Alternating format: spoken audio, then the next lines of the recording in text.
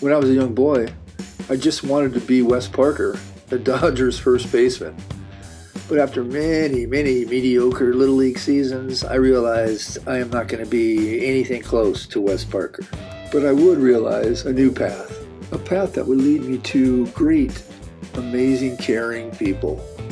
From the musicians, artists, actresses, and actors, and the foundations, the organizations, charities, and so many other people that I've been able to work with have made me the person I am, to be able to help, pay it forward, and just be a good, kind person. I've recently felt compelled to share my art with my family, my friends, and a lot of my followers now. I think people may enjoy what I've created. And another reason I'm here is to be able to meet as many creative and unique folks along the way. Please like, share, and subscribe, and let's stick together. So be safe. Get up, get out, and get after it. Talk to you soon. Well, hello there, beautiful family and friends and folks and followers. Thank you. I just want to, right up from the beginning, tell you that my name's Terry Gwynn, and this is kind of like an intro to my new page. I appreciate you guys stopping by and checking this out, and maybe checking out some of my art from the last 15 years that I've done. For those folks who aren't really familiar with me, graphic artist and musician. Been doing that for over 40 years. Been in both businesses for, close to 40 years. And, being in both those industries, I found a way to combine my passion for both, really. It started about 15 years ago, like I said, and it's been through many transitions, but now it's known as instrumental art. I basically create art from unwanted or discarded or ruined musical instruments. Everyone knows that person who wants to play music for 5 minutes until they break everything or get bored. And the instrument usually ends up in the trash, back of the garage, or in the basement somewhere. So, the artist in me always says that could be reused. And the musician in me has always said, I just want to save them all.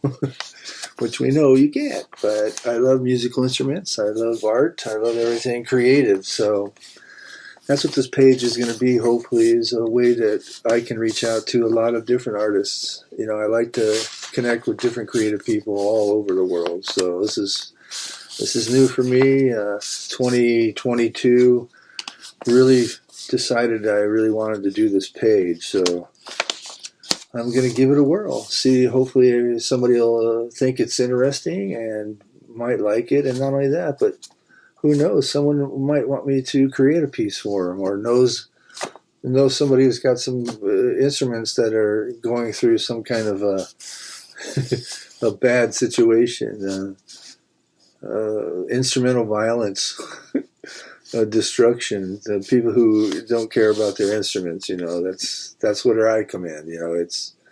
I love being able to save these. Each instrument has a story. And I'm all about the history and the story, as you'll see if you stick around. But a little history. I started playing trombone back in junior high because Mike McDonough took the last drumming spot. So I looked across the classroom in Hale Junior High music department.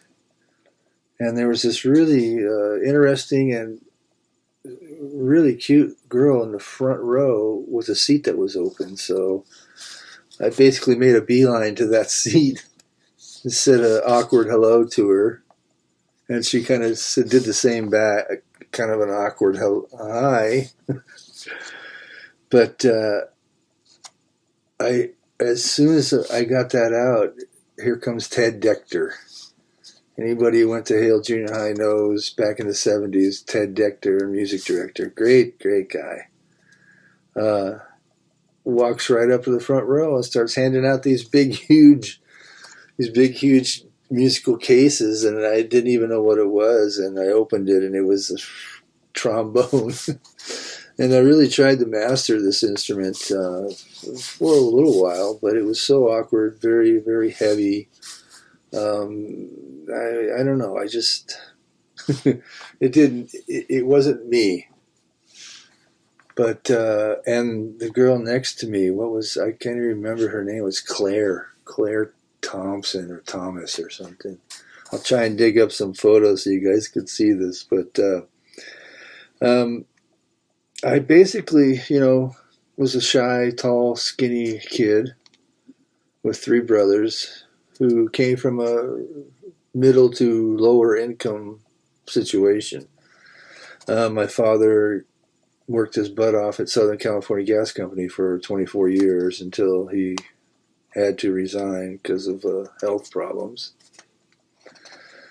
And my mother was basically a stay-at-home mom until we got old enough to get into trouble, and she started working. So basically, she started doing car dealerships.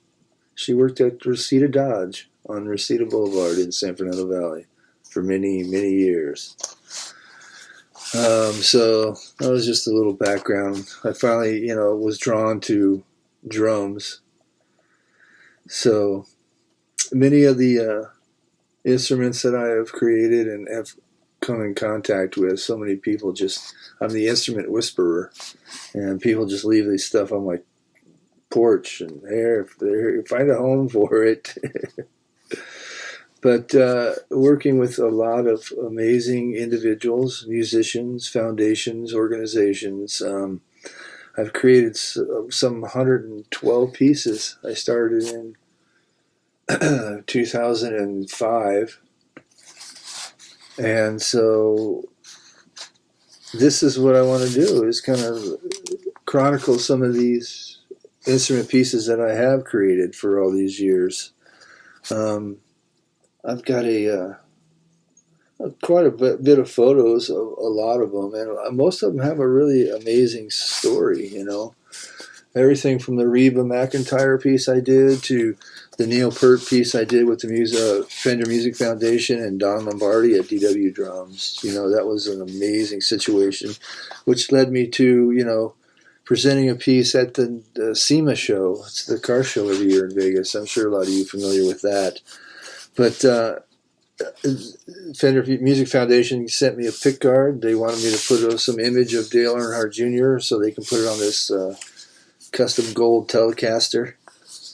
And they were going to auction it off, which they did. And they made a pretty fair penny on it. I think close to $15,000 for it. But I was able to go to the SEMA show, and then I presented it at the NASCAR booth at the SEMA show, and got to talking to the NASCAR rep there. We went out to Vince Neil's place in Vegas and had a few drinks and dinner, and it was great to be able to market and tell everybody about my creations, because it led to another avenue for me, which is really cool.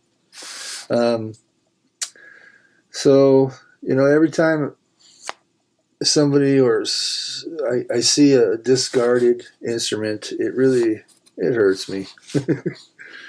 And, it just, like I said, it's led me to a lot of different things. Fender Music Foundation sent me 100 guitars. They were all D instruments, the kind that Guitar Center where the kids go in there and they twist the knobs all around, or they, maybe drop it or scratch it, or, it's the unwanted instruments. And the president of Fender Music Foundation says, can I send you these? And it's like, I'm a drummer. I started out as a drummer, and this thing, Instrumental Furnishing, started out as drum furniture. But after Fender Music Foundation sent me these guitars, I had to do something with them. What am I going to do with these? Well, I had a good friend, Papa Hogg, in Morgan Hill, California, Northern California, who basically ran the local downtown music shop. And I learned a lot of how to work and build on guitars and stuff, and what guitars are all about. And it really helped me because I was all drum. So I told him right off the beginning, which he grabbed 3 or 4 of them for himself. I think it was even more, but and a lot of them, half of them were acoustics, and a lot of them were just the beginner squires. So um, right from the beginning, I told him flat out, "Hey, I want to put hodgepodge enough of these to get a few of them working, so I can donate them." And and that's what we did. I think we got over probably 20 of them to work, and he ordered pots and stuff, and we put new strings on the bad ones, and that led me to donate to everything: battered women's, the homeless, Meals on Wheels, everything that I could do to help anybody. I love to pay it forward. It's one of those things that just has been in me for many years, and it's led me to, like I said, work with a lot of different organizations and such. So I basically just wanted to start this page so maybe I could do the same, inspire somebody, maybe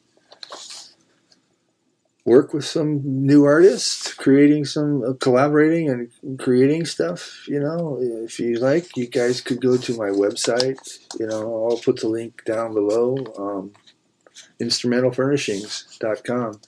Like I said, it started out as drum furniture, and Music Foundation sent me the guitars, and I started posting guitars on my page and stuff, and they're all drumature with guitars.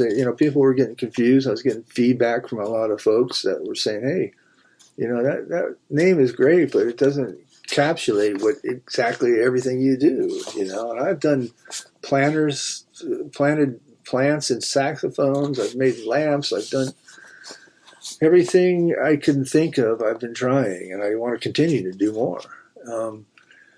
Out of 112, I haven't gotten paid for many of them. Like I said, I've had to donate them, but I wanted to donate them to great causes. Breast cancer, Susan G. Coma, April Samuels, Cancer Can Stick It. Great cause that she's got going on with the cancer that she fought through. Just an amazing story. I'll leave that link too down below. You guys can check her page out. She's one incredible woman, I'm telling you right now. But I've really just loved being around them. A good friend of mine that I was living here in Southwest Missouri is where I'm located now. Spent most of my life in California, but I have a son out here, and him and his wife just had a new baby, so I'm a grandfather for the first time. So I'm very excited about being out here and being close to him, although it's like 27 degrees out as of last day of January 2022. So, yeah, basically the perp pieces, the Reba pieces, everything that has led me to maybe chronicling some of these. I've signed and numbered and dated every piece, and I've got it in my book here. Nobody really knows everything about every drum, and I kind of wanted to leave it maybe for my new grandson, Griffin. We call him Griff. And leave something behind. I'm not getting any younger. I'll be turning 60 here in 3 months. So the older you get, the more, you think about your past and your life. It's been quite the journey for me, and I would really like to share it with somebody. If you guys are interested, I would love to just share it with you. Being new at this, please, do the whole notification, smash that like button, subscribe. Please share if you see some instruments that one of your friends or somebody would like. Please share it with them. And by all means, send me an email or something if you have an instrument, or if you know of an instrument, or maybe you have that special person that has everything. I'd like to create more before I go.